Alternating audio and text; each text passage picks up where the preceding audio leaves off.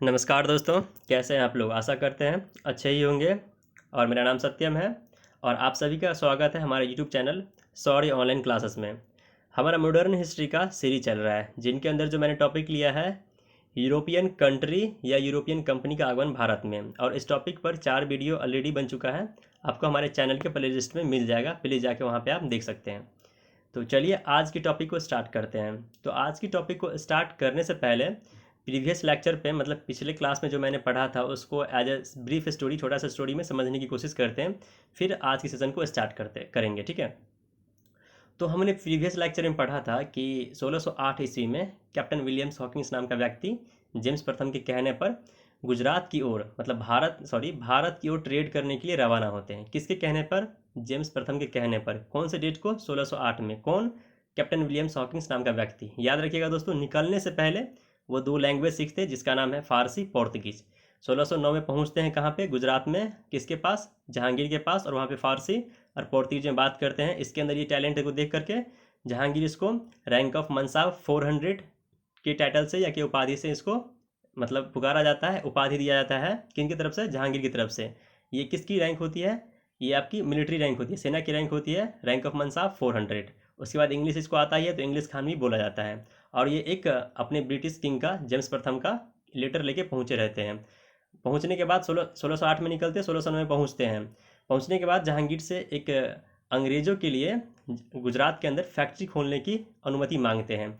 Starting में Jahangir agree हो जाते हैं, फिर पुर्तगाल की डर से, क्योंकि पुर्तगाल का इसके ऊपर मतलब इसके अगेंस्ट में रहता है। किसके अगेंस्ट में? अंग्रेज़ के अगेंस्ट में। इसलिए कुछ समय के लिए जहांगीर के द्वारा मना कर दिया जाता है कि अभी मत खोलिए। ठीक है। होता क्या है, 1611 ईस्वी में प्रथम अस्थाई फैक्ट्री मतलब first non permanent factory established होती है। किसके अंदर? मसूलीपट्टनम, जो कि आंध्र प्रदेश के अंदर में है। किसकी मदद से? डच वालों की मदद से। ये पॉइंट जान लिए हम लोगों ने। 29 नवंबर 1612 ईस्वी में एक युद्ध होती है जिसका नाम है बैटल ऑफ स्वैली। स्वैली क्या है? एक शहर का नाम है। ये शहर किसके नज़दीक में है? सूरत शहर के नज़दीक में है। और सूरत शहर कहाँ पड़ता है? गुजरात के अंदर में दोस्तों। ठीक है। इस युद्ध में जो अंग्रेज़ की तरफ से फाइट करते हैं उसका नाम है कैप्टन बेस्ट और कैप्टन मिडल्टन।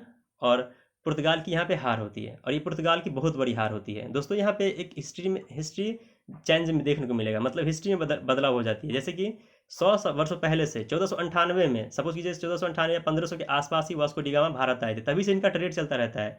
बट 100 साल के बाद भी इनकी इतनी स्ट्रांग होल्ड नहीं थी, मजबूती नहीं थी कि ये अंग्रेज को हरा सकें। तो इनकी पुर्तगाल की हार होती है, और ये बहुत बड़ी हार है पुर्तगाल की। ठीक है। तो ये इसलिए महत्वपूर्ण माना जाता है बैटल ऑफ स्वैली। ठीक है, डेट याद रखना आपको। 1612 में बैटल ऑफ स्वैली हारने के बाद पुर्तगाल हार जाती है। उसके बाद गुजरात के अंदर में 1613 ईस्वी में एक परमानेंट फैक्ट्री, प्रथम अस्थाई फैक्ट्री, न कि अस्थाई, प्रथम परमानेंट फैक्ट्री मतलब अस्थाई फैक्ट्री की एस्टैब्लिशमेंट, स्थापना होती है गुजरात के अंदर। ये पॉइंट हम लोगों ने पढ़ा। उसके बाद आपको एक फैक्ट और याद भी रखना है कि 1608 के बाद 1614 ईस्वी में फिर एक व्यक्ति को, जिसका नाम है सर टॉमस रो, को फिर दोबारा भेजते हैं। कौन? जेम्स प्रथम। किसके? जहांगीर के दरबार में। तो 1614 में निकलते हैं और 1615 में जहांगीर के पास पहुंचते हैं। ये हमने पढ़ा प्रीवियस क्लास का, एज ए स्टोरी समझा है। ठीक है। अब हम आज के टॉपिक को स्टार्ट करते हैं। आगे जो हम पढ़ेंगे, होता क्या है कि हम सभी जानते हैं कि मसूलीपट्टनम के अंदर में जो किसकी, अंग्रेज़ की प्रथम अस्थाई फैक्ट्री मतलब नॉन परमानेंट फैक्ट्री की एस्टैब्लिशमेंट होती है। तो मसूलीपट्टनम एक बहुत बड़ा पोर्ट है। पोर्ट मतलब बंदरगाह है। बंदरगाह कहने का मतलब कि अगर समुद्री रास्ते से कुछ व्यापार होगा और कोई गुड्स या प्रोडक्ट या सामान मतलब ढो करके जाएगा, तो वहीं पे वो मतलब कि एक्सपोर्ट इंपोर्ट होगा, तो वहीं पे लाद करके कहीं दूसरे कंट्री में भेजा जाएगा, और किसी दूसरी कंट्री से आएगा तो वहीं पे उतारा जाएगा। वहीं पे पोर्ट होता है, समुद्र के किनारे बनाया था पोर्ट। तो मसूलीपट्टनम उस टाइम में गोलकुंडा राज्य का, गोलकुंडा क्षेत्र कहाँ पड़ता है? तेलंगाना राज्य की राजधानी हैदराबाद के समीप है। ठीक है, गोलकुंडा राज्य। तो गोलकुंडा राज्य का बहुत बड़ा बंदरगाह रहता है मसूलीपट्टनम। और इस मसूलीपट्टनम क्षेत्र में इनका बहुत बड़ा स्ट्रॉन्ग पॉइंट या स्ट्रॉन्ग होल, अच्छा पकड़ रहता है। ठीक है। तो होता क्या है कि उस टाइम में यहाँ पे गोलकुंडा राज्य के सुल्तानों के द्वारा और वहाँ के लोकल स्थानीय प्रशासनिक अधिकारियों के द्वारा बार बार पैसे की मांग को लेकर के अंग्रेज मतलब बार बार पैसों की मांग करते हैं अंग्रेज़ों से कि आप हमारे इंटरेस्ट ऑफ रेट पे पेमेंट कीजिए, तभी मैं आपको मसूलीपट्टनम से आपको ट्रेड करने दूंगा। तो इनसे परेशान होकर 1629 ईस्वी में, याद रखिएगा दोस्त, डेट याद रखना आपको, मैं आगे स्लाइड में ले चलता हूँ, स्लाइड में आपको डेट भी दिखा है। तो 1629 ईस्वी में होता क्या है, इन लोगों से परेशान होकर के कौन? अंग्रेज वहाँ से भाग जाते हैं। कहने का मतलब जो प्रथम अस्थाई फैक्ट्री की स्थापना हुई रहती है मसूलीपट्टनम में, वो बंद करके एक दूसरी नई कोठी की एस्टैब्लिशमेंट करती है। कहाँ पे? तो पुलिकट के क्षेत्र के अंदर एक गांव है जिसका नाम है अरमा गांव, ठीक है, लिख रहा होगा ऊपर में। अरमा गांव के क्षेत्र में, अरमा गांव में एक नई दूसरी कोठी की एस्टैब्लिशमेंट होती है। और ये अरमा गांव पुलिकट के अंदर है। पुलिकट कहाँ है? तमिलनाडु के अंदर है। ठीक है दोस्तों, याद रखना आपको। एक डेट 1629 में ऐसा होता है।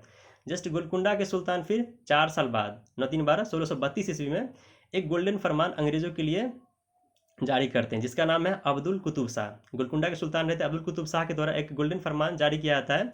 इसमें ये टर्म कंडीशन लगाया जाता है कि अगर ब्रिटिश 500 पैगोडा वार्षिक कर दे करके अगर यहाँ से ट्रेड करना चाहेगा, कहाँ से? तो मसूलीपट्टनम पोर्ट से, बंदरगाह से अगर ट्रेड करना चाहेगा तो वो कर सकता है। और सबसे बड़ी बात यह है कि आपके मन में प्रश्न उठ रहा होगा कि ये मसूलीपट्टनम पोर्ट से क्या ट्रेड करते थे अंग्रेज। तो याद रखिएगा दोस्तों, वहाँ से सूती वस्त्र खरीदते थे और डेक्कन या फारसी खाड़ी जो भी ऑल ओवर वर्ल्ड में उनका जहाँ जहाँ भी लिंक था वहाँ पे ये ट्रेड करते थे दोस्तों, याद रखिएगा। ठीक है, चलिए आगे देखते हैं। तो होता क्या है कि अब्दुल कुतुब शाह के द्वारा 1632 में एक फरमान जारी किया जाता है जिसे गोल्डन फरमान जारी किया जाता है। 1500 पैगोरा वार्षिक कर पर इनको ट्रेड करने के लिए कहा जाता है कि अगर एटलीस्ट आपको इतना पेमेंट करना होगा। तो अंग्रेज वालों मान जाते हैं और 1500 पैगोरा वार्षिक कर पर यहाँ से ट्रेड करना स्टार्ट हो जाता है। ठीक है, करते हैं। उसके बाद होता क्या है कि एक डेट और याद रखना आपको कि 1639, ये भी बहुत बार प्रश्न पूछ चुका है बहुत सारे कंपटीटिव एग्जाम में, कि 1639 में याद रखना दोस्तों कि फ्रांसिस रे नाम का व्यक्ति, एज अ कंसेप्ट याद रखना है कि 1639 में फ्रांसिस रे नाम का व्यक्ति चंद्रगिरी के राजा से मद्रास को पट्टे पर लेता है, एज रेंट पर लेता है, और उसको उसके उसके अंदर एज ए किलाबंद कोठी बनाया जाता है। कहने का मतलब है जो मद्रास के अंदर एक किला बंद है, चारों तरफ बॉर्डर और बीच में एक बड़ी सी बिल्डिंग बनाया जाता है, और उसका नाम रखा था जिसका नाम है फोर्ट सेंट जॉर्ज या फोर्ट सेंट डेविड जॉर्ज। दोस्तों ये एग्जाम में पूछ चुका है, ठीक है, याद रखिएगा, इंपॉर्टेंट है। चलिए यहाँ पे मैंने 3 डेट को पढ़ा है, कोई टफ नहीं है। 1639, सॉरी 1629, 1632, 1639, इस तीनों डेट को बार बार बोलना है, 1 2 बार बोलेंगे ऑटोमेटिकली आपके दिमाग में आ जाएगा। चलिए हम कंटिन्यू करते हैं आगे के कंसेप्ट को। दोस्तों ये कुछ बहुत महत्वपूर्ण फैक्ट है, ये भी बहुत ही महत्वपूर्ण मान सकते हैं इसको। देखिए होता क्या है, 3 डेट को मैंने पहले पढ़ा, 1629, 1632 और 1639। मैं अब जो पढ़ूंगा 1651। होता क्या है, पश्चिम बंगाल मतलब वेस्ट बंगाल के अंदर हुगली नाम की जगह पर इनकी फैक्ट्री की स्टैब्लिशमेंट होती है। सिंपल सा ये डेट कभी कभी पूछ लिया जाता है कि हुगली के अंदर कितने डेट, कौन से डेट को अंग्रेज की फैक्ट्री की स्टैब्लिशमेंट हुई। तो याद रखना 1651 में हुगली के अंदर अंग्रेज की कोठी की स्थापना होती है। ठीक है, अब पॉइंट वाली बात यह है कि होता क्या है, 1661 ईस्वी में 1661 ईस्वी में मैरिज होता है किस किस के बीच में? ब्रिटिश किंग चार्ल्स द्वितीय और पुर्तगाल की प्रिंसेस कैथरीन ब्रेंगेंजा। सिंपल सा दो नाम याद रखना है, चार्ल्स द्वितीय जो कि ब्रिटिश के राजा रहते हैं, और कैथरीन ब्रेंगेंजा जो कि रानी रहती है, महारानी रहती है या क्वीन रहती है, कहाँ की? पुर्तगाल की। इनकी मैरिज होती है कितने डेट को? 1661 में। सिंपल सी ये डेट याद रखना आपको, सिंपल सी बात है। 1661 में होता क्या है इसमें कि ये मैरिज होती है, उसको मैरिज में जानते हैं कुछ लेन देन होता ही है, ये तो परंपरा रहा है। तो इसमें भी यहाँ पे भी हुआ कि पुर्तगाल एज एक प्लेस को, एज अ स्थान को, एज उसको दहेज में दे दिया है। बॉम्बे गिवन टू चार्ल्स द्वितीय, पुर्तगाल की तरफ से एज अ दहेज के रूप में बॉम्बे को दहेज के रूप में दे दिया जाता है। किसको? चार्ल्स द्वितीय को। दोस्तों फैक्ट याद रखिएगा, ये सब इंसिडेंट होती है। मैरिज हुई 1661, और जो दिया गया है उसी टाइम में, मैरिज के टाइम में ही बॉम्बे को रेंट पर नहीं, दहेज के तौर पे। और आगे देखते हैं, इस मद्रास शहर को रेंट पे दे देगा ये ईस्ट इंडिया कंपनी को। देखिए कितनी बड़ी बात है कहाँ का? तो अंग्रेज ब्रिटेन का, पश्चिमी यूरोपियन कंट्री, और भारत के क्षेत्र के साथ इस तरीका से किसी को दे देते हैं एज दहेज के रूप में, कोई मतलब कोई वैल्यू नहीं है अभी। देखिए आगे क्या फैक्ट है, देखते हैं क्या होता है। दोस्तों पॉइंट याद रखिएगा, 1661 में मैरिज हुई कैथरीन ब्रेंगेंजा और चार्ल्स द्वितीय की। कैथरीन ब्रेंगेंजा पुर्तगाल की क्वीन रानी हुई, और चार्ल्स द्वितीय ब्रिटिश के राजा हुए। 1661 में मैरिज हुआ, दहेज के रूप में पुर्तगाल की तरफ से बॉम्बे को दे दिया गया। किसको? तो चार्ल्स द्वितीय को। अपडेट याद रखना है 1668 ईस्वी में क्या होता है कि ये इस मद्रास शहर को 10 पाउंड के वार्षिक किराए पर ईस्ट इंडिया कंपनी को दे दिया जाता है। अभी याद रखना आपको, अभी ईस्ट इंडिया कंपनी नाम नहीं पड़ा आपको।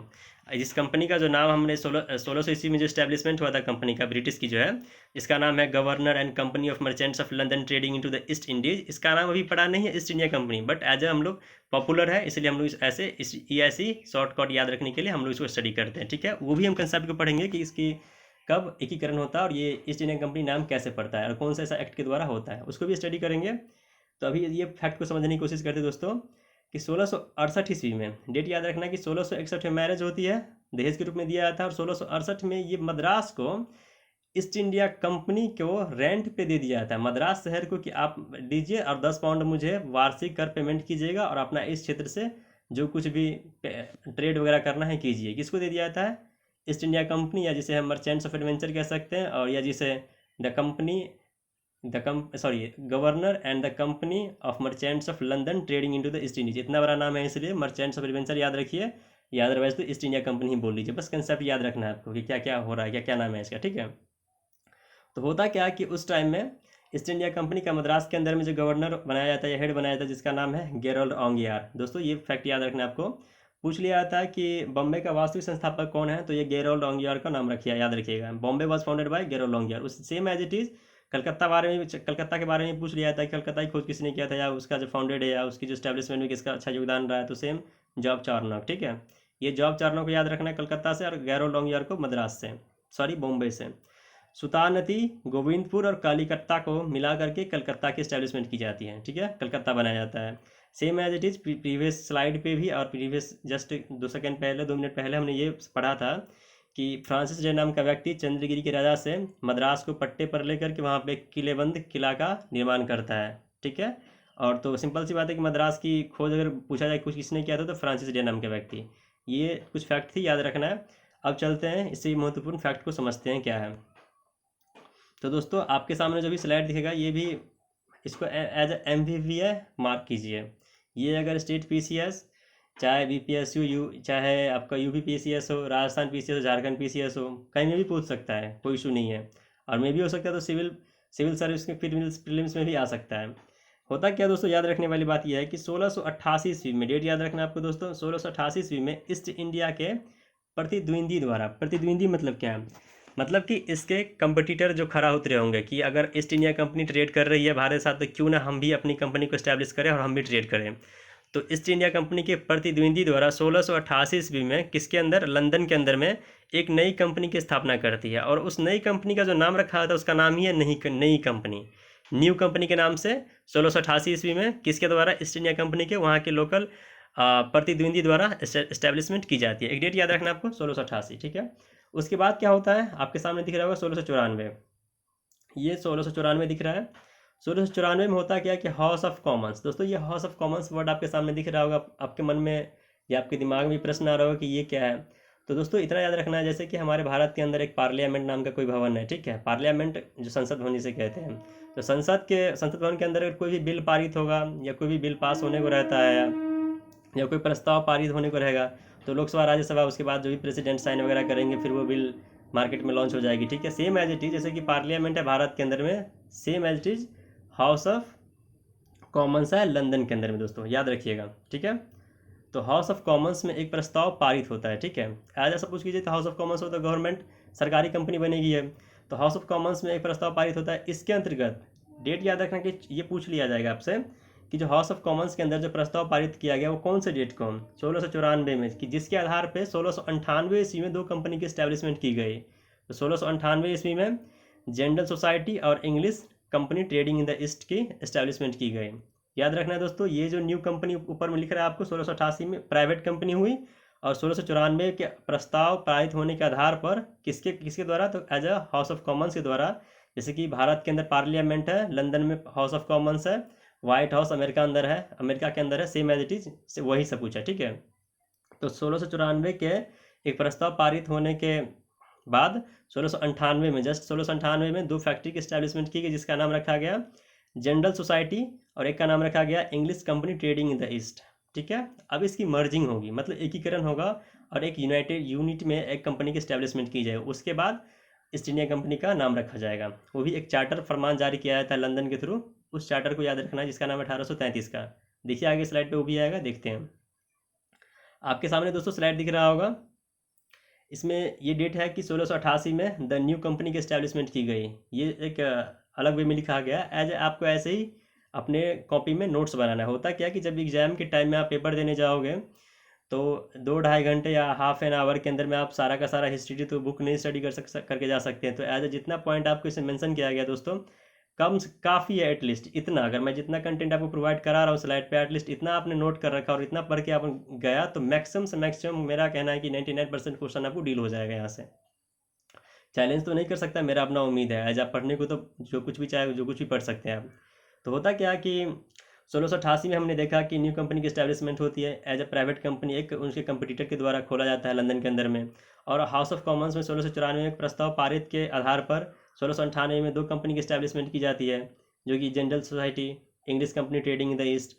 और 1708 में ये तीनों, और वो जो रहता है कि स्टार्टिंग में जो कंपनी हमारा बना रहता है 1600 ईस्वी में ही बना हुआ था, उस कंपनी का नाम था governor and the company of merchants of London trading in the east. इन तीनों की मर्जिंग हो जाती है और ब्रिटेन के अंदर में 4 कंपनी की एक यूनिट कंपनी बनती है, जिसका नाम पड़ता है the United company of merchants of, है ये, मतलब ये फो लिखा गया है, फो लिखा गया of London Trading to the East Indies. दोस्तों याद रखना है, इस पॉइंट को याद रखना है, इस नाम को याद रखना है। तो हम लोगों ने ये समझ लिया कि 3 कंपनी प्लस में एक पहले 1600 ईस्वी में जो स्टैब्लिशमेंट हुई थी, इस तीनों का एकीकरण होकर के ये United company of merchants of London Trading into the East Indies, इसके नाम से तीनों का यूनिट में या एकीकरण में यूनिटिफिकेशन होकर एक कंपनी की स्टैब्लिशमेंट की गई। ठीक है, अब देखते हैं आगे क्या है। आगे दोस्तों आपके सामने दिख रहा है कि होता क्या है कि ये नाम 1833 तक एज इट इज़ इसी नाम के बिहाफ पे भारत के साथ ट्रेड होता है। बट 1833 ईस्वी में एक चार्टर के द्वारा, मतलब ब्रिटेन से या लंदन से एक फरमान या चार्टर आती थी, एक रूल नियम बन करके ईस्ट इंडिया कंपनी को लेकर के कि ऐसे ऐसे इसमें रूल रेगुलेशन कीजिए। पॉलिटी का पार्ट है, जब पॉलिटी को स्टडी करेंगे तो वहाँ उसमें सेम जितना बेसिक पॉइंट्स ऐसे जहाँ पे मैं पढ़ा रहा हूँ सेम एज इट इज़ उसमें भी आपको पढ़ाया जाएगा। होता क्या 1833 ईस्वी में एक चार्टर भेजा जाता है, कहाँ से, ब्रिटेन लंदन से, और उसके आधार पर ईस्ट इंडिया कंपनी नाम बना, मतलब नाम रखा जाता है। तो दोस्तों हम लोगों ने जो आज पढ़ा है, ये सपोज़ कीजिए ये ब्रिटिश अंग्रेज ख़त्म नहीं हुआ, इसको अभी कुछ भी नहीं है, इसका और स्टडी करना है। तो मैं एज अ ब्रीफ स्टोरी और एक बेसिक से बेसिक, और सपोज़ कीजिए तो बेसिक और एडवांस दोनों ही है, तो हर चीज़ को स्टडी कर रहे हैं। और आने वाले लेक्चर में, मतलब कल जो लेक्चर अपलोड होगा उसमें आपको फ्रांसिस के बारे में स्टडी करेंगे, उसके बाद जो भी डेनिस है बचेगा उसको भी स्टडी करेंगे, उसके बाद फिर स्टार्ट करेंगे मराठा वगैरह जो भी है, सेम सिंपल वे में स्टडी करेंगे। तो दोस्तों प्लीज़ अगर आपको मेरा वीडियो अच्छा लगता है तो लाइक डेफिनेटली करिएगा ही करिएगा। और प्लीज़ अगर लग रहा है कि ये एग्ज़ाम के पॉइंट ऑफ व्यू से महत्वपूर्ण है ये कंटेंट्स और इफेक्ट्स सब, तो प्लीज़ मुझे मोटिवेट करने के लिए और मुझे मोटिवेशन देने के लिए कि मैं और अच्छा से अच्छा कंटेंट आपके लिए कलेक्ट करूं और आपको प्रोवाइड करूं और सिंपल से सिंपल वे में आपके सामने रखूं, इसके लिए प्लीज़ मेरा जो यूट्यूब का वीडियो है उसको शेयर अपने दोस्तों के पास डेफिनेटली कीजिएगा। और जो भी दोस्तों नए कैंडिडेट है तो प्लीज़ मेरे चैनल को सब्सक्राइब करके बेल आइकन को क्लिक कीजिएगा, ऑल पे क्लिक कीजिएगा। इसमें होगा कि जब भी मैं आप वीडियो अपलोड करूँगा तो आपको एज ए नोटिफिकेशन आपके मोबाइल पे चला जाएगा, तो आप देख सकते हो वहाँ से। और thank you very much, have a nice day.